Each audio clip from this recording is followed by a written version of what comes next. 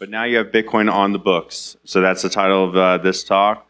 We've got Jason Keel, Michael Leonardi, Seth Bayless, and we've got Wolf Repass. So I'm excited for this one too. I'll let Jason take it away. Awesome. Hello. So I've got a bunch of accountants up here, and so naturally I thought I'd bring some beans because it felt right to give you guys something to count before we get started. All right, so maybe let's just go around and briefly introduce you guys. Introduce yourselves. Yes, I'm Michael Leonardi. I've been in the accounting and finance space for coming up on 30 years now, which is hard to say. Licensed CPA. For the last decade, almost 15 years, I've been doing fractional CFO work for primarily tech startups. And obviously, there are a lot of new startups coming up in the Bitcoin world. So, yeah. Hey everyone, I'm Seth Bayless. You might know me as Zoomer Seth from RHR. So, yeah, thanks for having me out here. I'm excited to be here. It's my first time at the space, first time in Colorado. So, very glad to be here. Yeah, so I don't have quite as much experience as Michael. I'm a little fresh. So, I've got about 5 years of tax compliance experience, and I joined Satoshi Pacholi about 2 years ago. I'm Wolf Repass. I am currently Chief Financial Officer at Fold. I started my career at PwC. I'm a licensed CPA, and I've been working my whole career to try to get out of accounting. So here we are.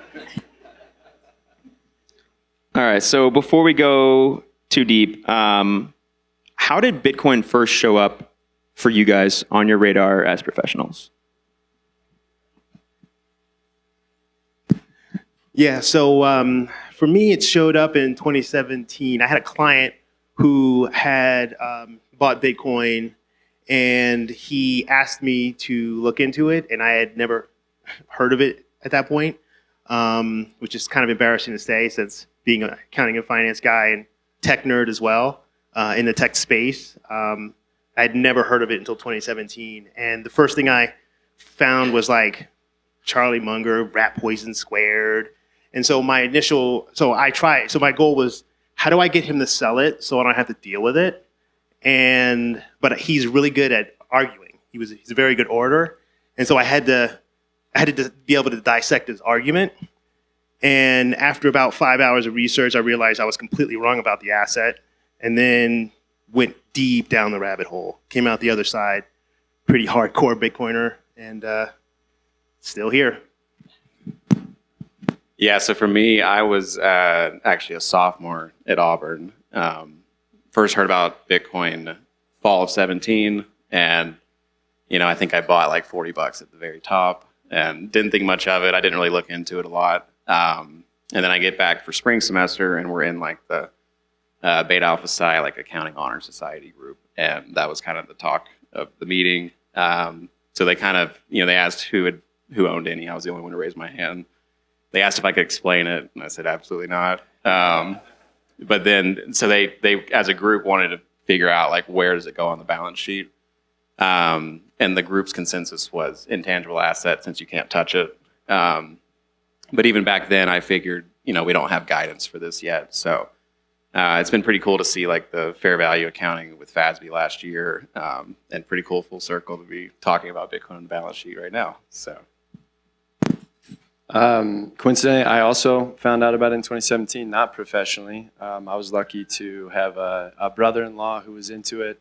We were having a beer over 4th of July, and he started talking to me about Coinbase. A couple beers later, I downloaded Coinbase, and I bought $100 of Bitcoin and $100 of Litecoin, and closed the app, went to bed, woke up the next morning. My Litecoin was up 40%, and I was like, I'm locked into this. So went through the journey that most of us go through, have pivoted, fully to Bitcoin at this point, became a Fold user as a customer back in 2019, and joined the company in 2021, and that's been my shift to Bitcoin as a professional. Awesome. Okay, so let's get into businesses specifically. So, different use cases. Maybe a startup might want to get Bitcoin on the books to extend their runway. Cash flow positive business may want to build a treasury You've got all the publicly traded treasury companies. Michael, you've got a lot of experience in the startup world. Bitcoin is generally up and to the right, but not always. And so how do you think when you're advising startups on allocation size? So a lot of times they're either, if they're in the tech space, so they're familiar with, it's just a technology for them. But a lot of times they're early seed, they've got some seed funding, and for them, they're trying to figure out, okay, well, how do I extend this runway? How much do I put in?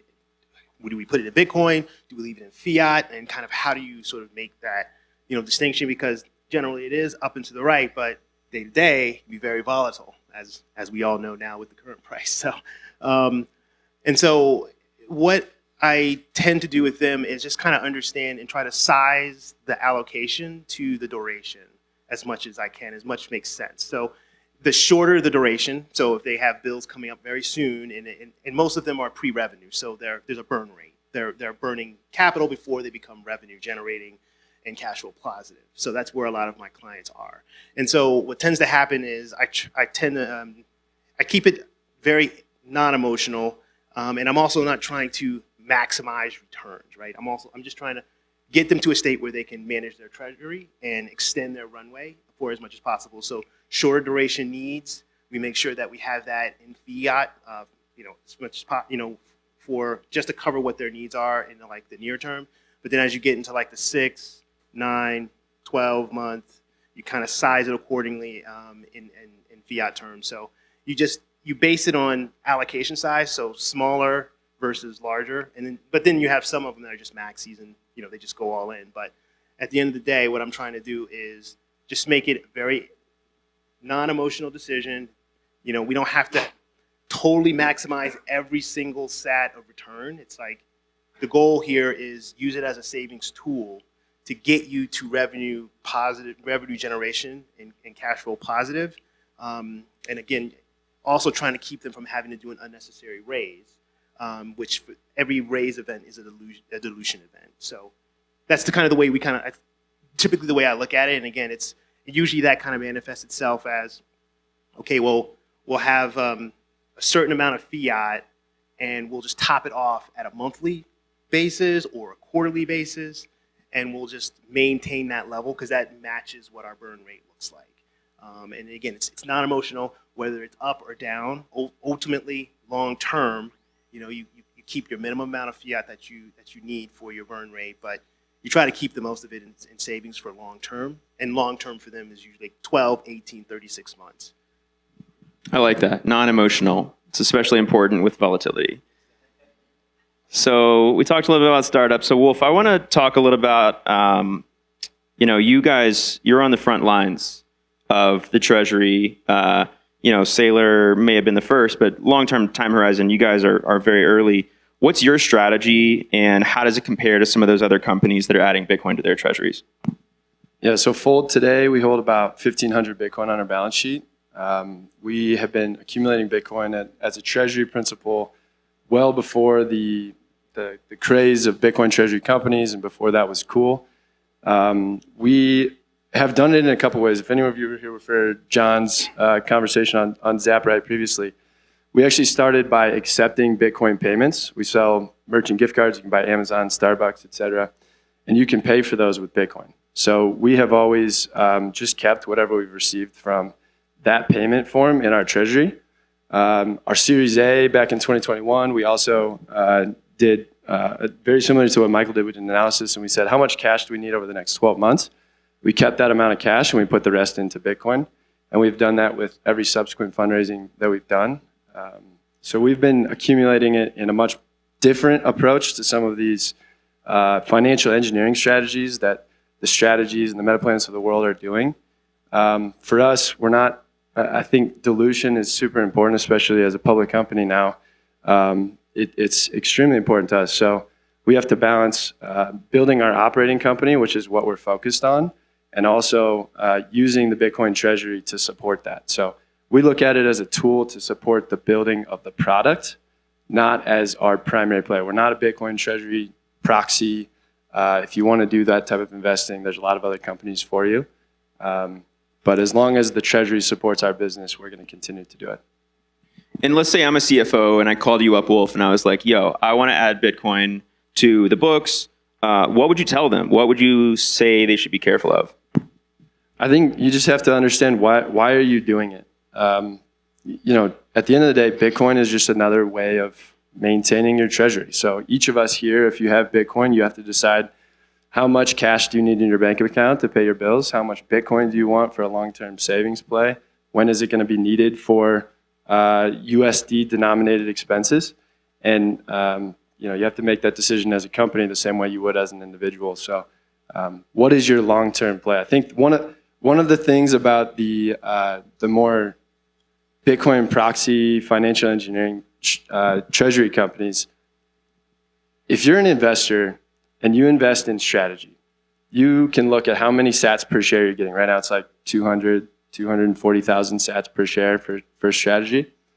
You're not investing in Bitcoin. They're not going to outperform Bitcoin. What you're investing in is a long-term story that perhaps strategy will be the Goldman Sachs of Bitcoin banking 10, 15 years from now.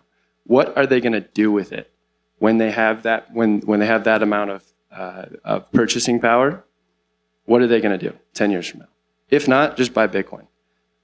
Otherwise, they have to build something. Fold is currently focused on building that thing. We have the operating company focused on consumers. That's what we're focused on today. Beyond that, I think that's what I would ask. I would say, what are you going to do with it and when? That's great. Thank you. Seth, I want to get your perspective. So we talked a little bit about startups, publicly traded companies. I run a privately held company. I didn't introduce myself, but I got a fiat payments company called Polaris Payments, and then a Bitcoin and payments advisory company as well.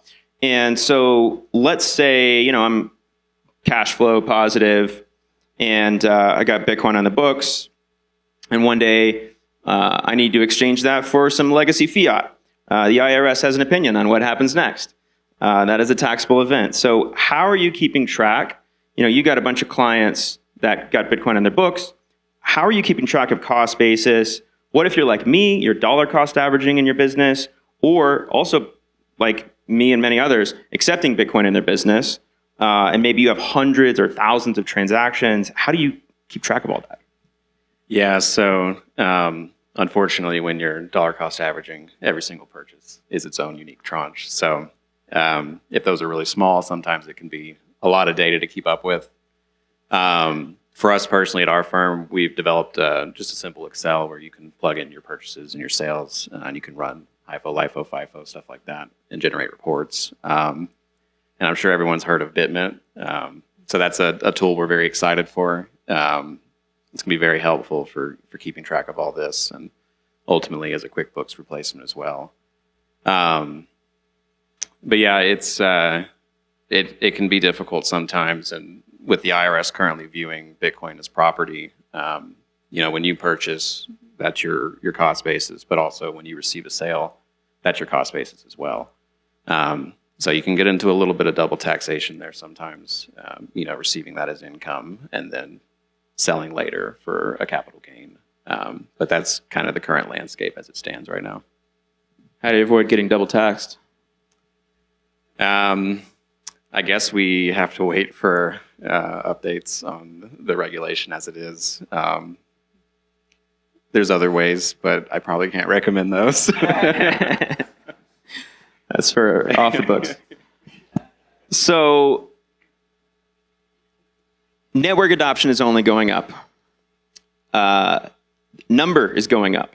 You've got more and more adoption globally of Bitcoin. And my question next for you guys is, how do we get accountants, controllers? There's a lot of businesses that need Bitcoin, that have Bitcoin.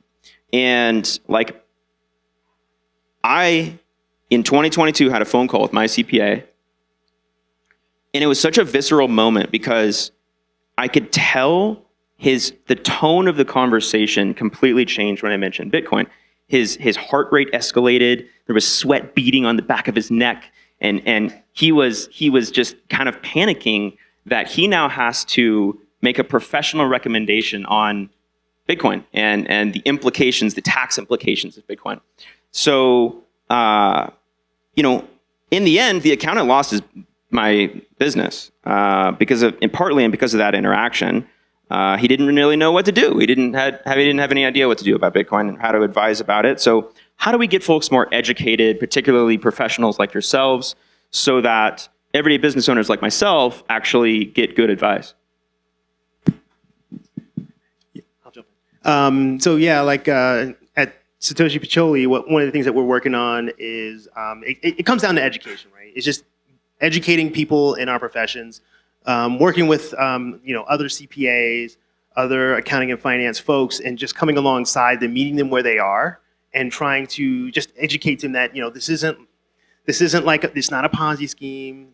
There's a lot of FUD out there. There's a lot of misnomers about what Bitcoin is, but at the end of the day, it takes folks like us to come out of rooms like this and have conversations with our professionals. And now we're at a point with Bitcoin is that it's no longer I no longer feel like the crazy Bitcoin guy screaming into the void, right? Like people are now number go up that it's not the most, in my opinion, not the most interesting feature of Bitcoin, but it's the most public feature of Bitcoin. And again, it's like just coming alongside them, meeting where they are, having conversations about it, inviting them to spaces like this.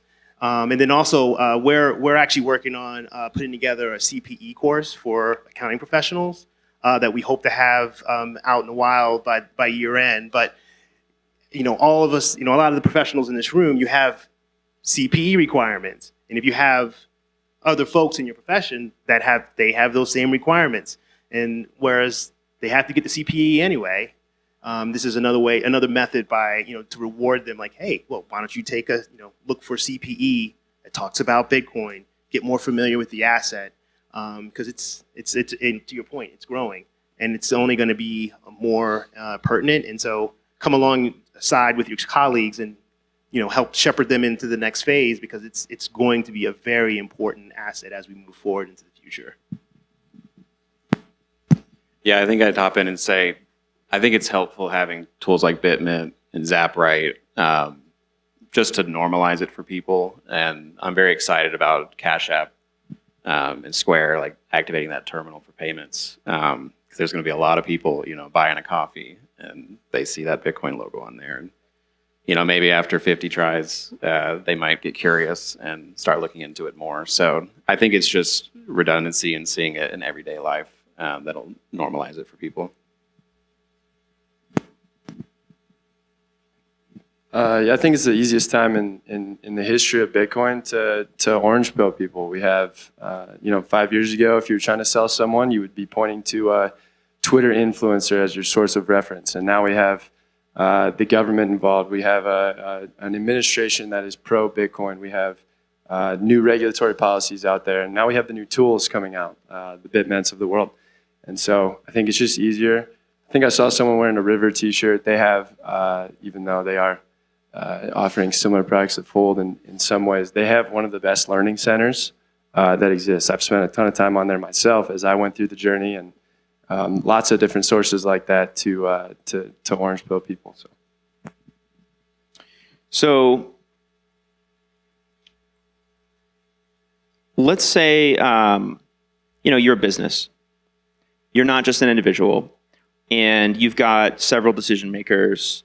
How do you guys ensure the security of private keys while still having access to accounting and reconciliation? Like, how do you guys meet clients where they are? Some folks might be ready for self-custody, single sig, especially if they're like a solopreneur or something. Some might need full custody. Maybe they're using River or Fold. Some might need collaborative custody, like Unchained or Casa. How do you guys advise on that? I'll go ahead and jump in. So again, it's kind of meeting them where they are. A lot of times, especially with like tech startups, if they're familiar with the asset, they personally own some. That journey is a lot easier because they're comfortable already likely having some sort of custody of their own. They've tried it. They have a key, either single sig or otherwise, so they're familiar. But if it's something that they have never actually worked with on their own, typically collaborative custody like an Unchained or a Casa probably makes sense, where you still have keys so you can take self-custody, but it allows a distribution of keys in a way, in a user interface that's, more approachable and less complex. Because what you don't want to do is over-engineer a solution and then have them jump in on the deep end and then lose a key, go with like 305 or something really, like elaborate, and then, it breaks down and then they lose Bitcoin. So try to meet them where they are. Like I said, usually a collaborative custody if they're not familiar, if no one is familiar with the asset, like actually having used the asset. And that's the key for me. It's like, it's not just the price exposure, because in that point they haven't actually used the asset. So try to get them to experience actually using it in a self-custodied way with a single key, small exposure, and then. But if it's a larger company and they're ready to move forward with a larger portion of their treasury, move to a collaborative custody solution, and then when they're ultimately, if they're ready, then some sort of multi-sig solution tends to be the best. But something with an easy user interface and something that prevents catastrophic loss by accidents or misplaced keys or lost key seed phrases, that kind of thing. So that's what I tend to see. We have 5 minutes left. Is that correct? 4 minutes left. You guys want to do some Q&A? Anybody got any questions? Jordan?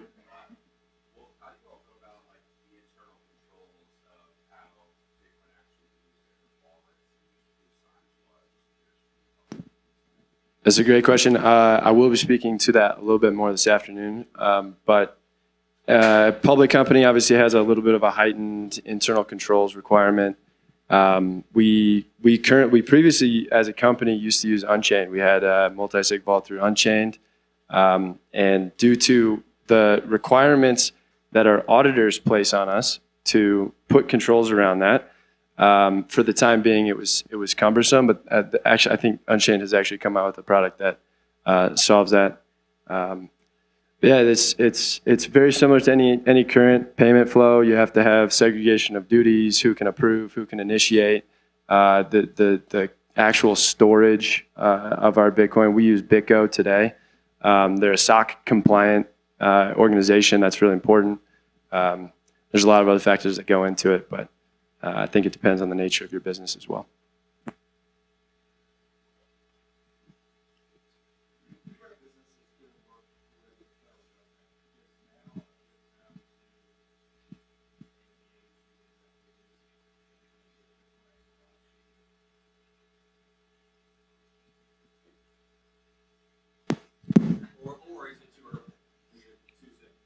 It still might be too soon, but I think, like, given the actions of the last administration, you're probably much better off right now than you were 2 or 3 years ago. Yeah, I'd agree with that. And it's, it's one of those things where, regardless of, I think, in my opinion, and as the meme goes, is like, I don't know the right number, but I know the wrong number is 0, right? And at the very least, it's time for, whatever the organizations are, is just start getting some exposure and start recognizing it, because it's not going away. It's got some very powerful and unique features that serves all businesses well, and it's really just integrating it, looking at your business and seeing where it fits, and then kind of how you might go about using it, its unique properties. So to build value in your organization, to be able to transmit payments on a weekend, and it's gonna, you have final settlement. These things are very unique and powerful, and if you kind of look at those characteristics and how that would affect your business, I think that's the way to sort of determine whether or not to put it on your balance sheet. I don't know who's first. Yeah, go ahead. With regards to corporate disclosures and sometimes policy valuation policy. So how do you see sort of the range of valuation policies in financial statements?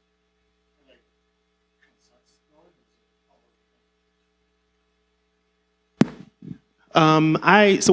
as I say, it's now that we finally have decent clarity, because up until the most recent ruling, it was classified erroneously as an intangible property with you could only write down the value instead of fair market.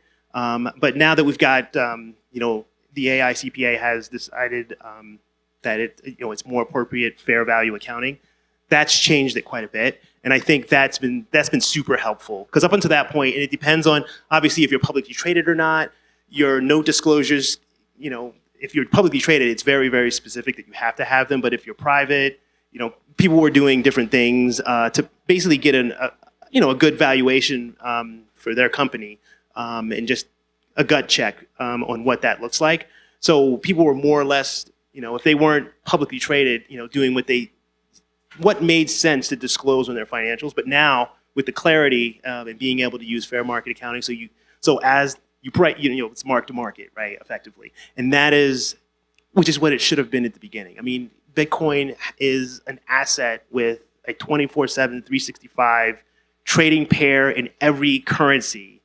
It was ridiculous that it was classified as an intangible asset that you can only write down. Right? That's just, don't get me started. But effectively, to answer your question, it's much clearer now, and I'm seeing more consistency across organizations with disclosures around it. So are we out of time? All right, we're out of time. All right, thank you guys.